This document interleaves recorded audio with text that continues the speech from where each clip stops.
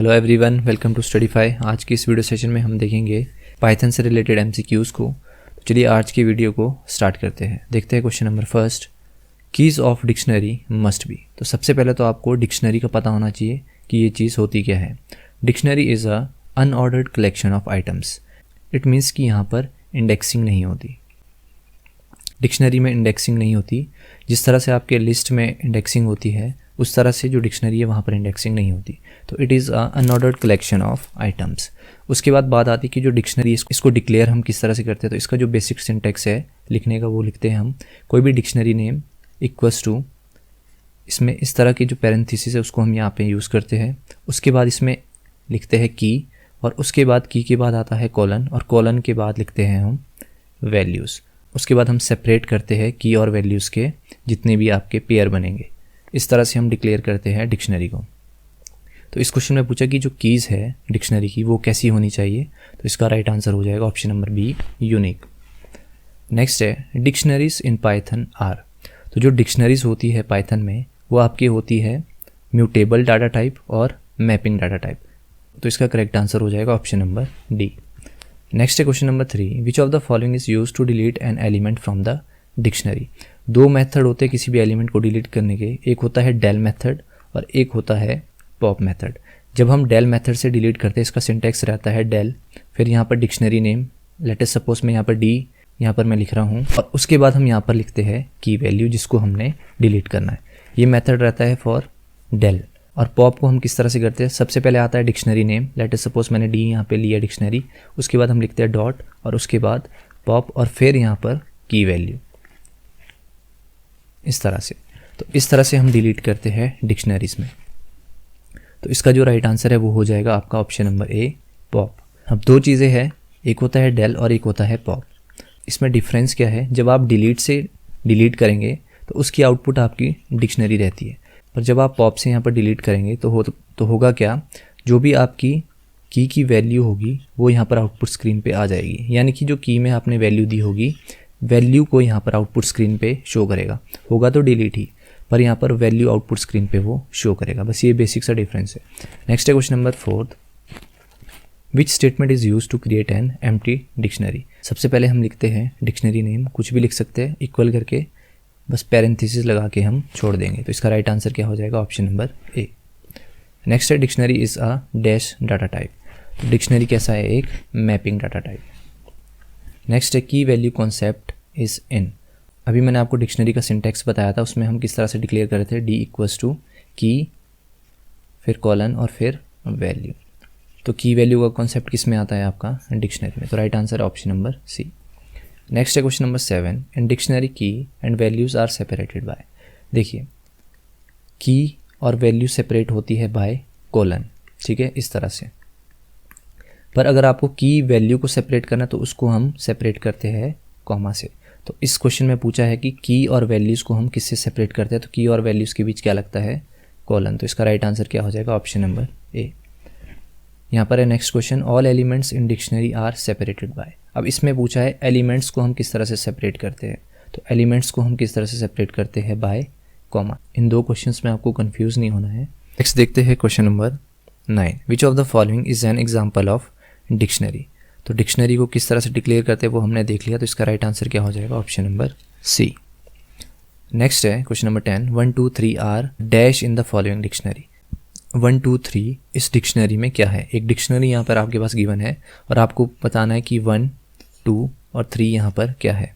तो डिक्शनरी का सिंटेक्स किस तरह से रहता था, इक्वल्स टू की और की के बाद कॉलन और फिर वैल्यू, उसके बाद कॉमा करके की कॉलन वैल्यू, इस तरह से सो ऑन। तो यहाँ पर 1 के बाद क्या लगा है, कॉलन। यहाँ पर देखिए 1 के बाद क्या लगा है, कॉलन। तो 1 क्या है यहाँ पर, की, और 2 क्या है यहाँ पर भी की, और 3 क्या है यहाँ पर की। तो इसका राइट आंसर क्या हो जाएगा, ऑप्शन नंबर ए। नेक्स्ट है कीज़ इन डिक्शनरी आर। देखिए याद रखना कि जो कीज़ होगी डिक्शनरी में वो किस टाइप की होगी, आपकी इम्यूटेबल टाइप, यानी कि उसको हम चेंज नहीं कर सकते। नेक्स्ट है आपका question number 12, right the output of the following code. इसमें आपके पास एक डिक्शनरी यहाँ पर गिवन है, उसके बाद यहाँ पर देखिए क्या लगा है, ए, फिर यहाँ पर स्क्वायर ब्रैकेट में मेंशन किया है की को, और उसके बाद की वैल्यू यहाँ पर अपडेट कर दी है अनार से, यानी कि जो इस की पे वैल्यू होगी उसको ये अपडेट कर देगी। पहले ए पे क्या वैल्यू थी, एप्पल, और यहाँ पर जब आपने इसको अपडेट किया तो यहाँ पर क्या हो जाएगा, अनार। तो इसका राइट आंसर क्या हो जाएगा, ऑप्शन नंबर ए। नेक्स्ट है traversing a dictionary can be done using. सबसे पहले तो ट्राइवर्सिंग का मतलब आपको पता होना चाहिए। ट्राइवर्सिंग मीन्स कि visiting each and every node. तो ट्राइवर्सिंग हम किस तरह से करते हैं डिक्शनरी में, ट्राइवर्सिंग के लिए हम यूज़ करते हैं कॉन्सेप्ट लूपिंग का। नेक्स्ट है question number 14, pop function deletes and dash the element of the dictionary. मैंने आपको बताया था जब हम पॉप फंक्शन से डिलीट करते हैं तो जब भी हम इस तरह से कोई सिंटेक्स लिखते हैं, लेट अस सपोज मैंने डिक्शनरी लिखा डी डॉट पॉप और यहाँ पर कोई की दे दी इस तरह से, तो जो इस की पर वैल्यू होगी वो ये रिटर्न कर देगा आउटपुट स्क्रीन पर। तो इसका आंसर क्या होगा कि ये वैल्यू रिटर्न करता है, तो इसका राइट आंसर है ऑप्शन नंबर बी। नेक्स्ट है की value pair in dictionary is called. की वैल्यू को पेयर को हम क्या बोलते हैं, आइटम। नेक्स्ट है question number 16, right the output of the following. इस क्वेश्चन में एक डिक्शनरी गिवन है और उसके बाद यहाँ पर एक स्टेटमेंट है प्रिंट 1 इन ए। तो यहाँ पर ध्यान से देखिए, यहाँ पर लगा है इन ऑपरेटर,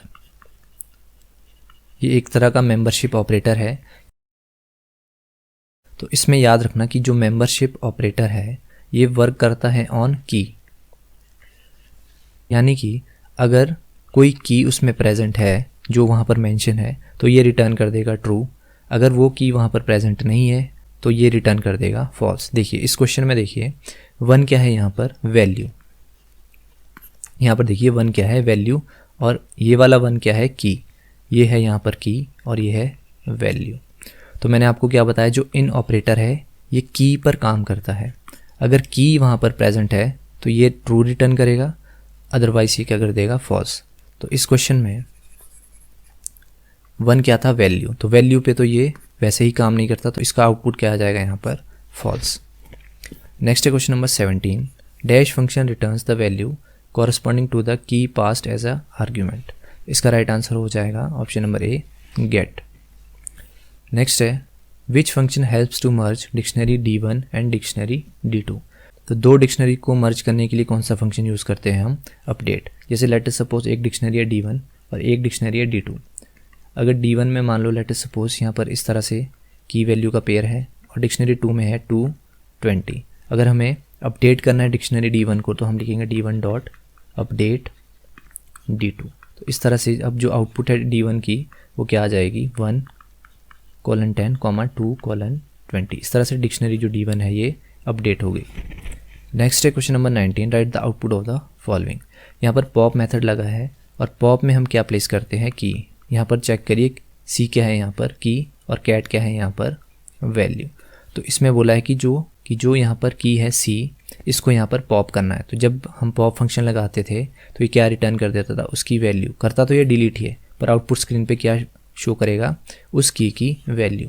तो इस की वैल्यू क्या है, कैट। तो इसकी आउटपुट क्या आ जाएगी, कैट। नेक्स्ट है आज का लास्ट क्वेश्चन। यहाँ पर एक ए डिक्शनरी है, यहाँ पर फॉर लूप लगा है और उसके बाद यहाँ पर प्रिंट स्टेटमेंट यूज़ हुई है। सबसे पहले तो इस चीज़ का मैं आपको बता दूँ, end equals to double quotes. ये करता क्या है, जो आपका कर्सर है वो नेक्स्ट लाइन में ना जाकर वो कर्सर को उसी लाइन में रखता है।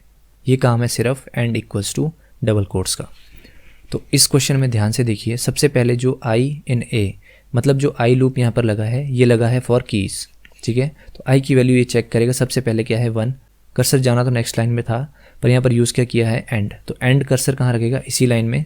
तो यहाँ पर प्रिंट हो जाएगा नेक्स्ट वैल्यू की क्या है 2, कर्सर यहीं पर है और प्रिंट हो जाएगा 3 इस तरह से। तो इसकी आउटपुट क्या आ जाएगी, 1 2 3। तो इसका राइट आंसर है ऑप्शन नंबर ए।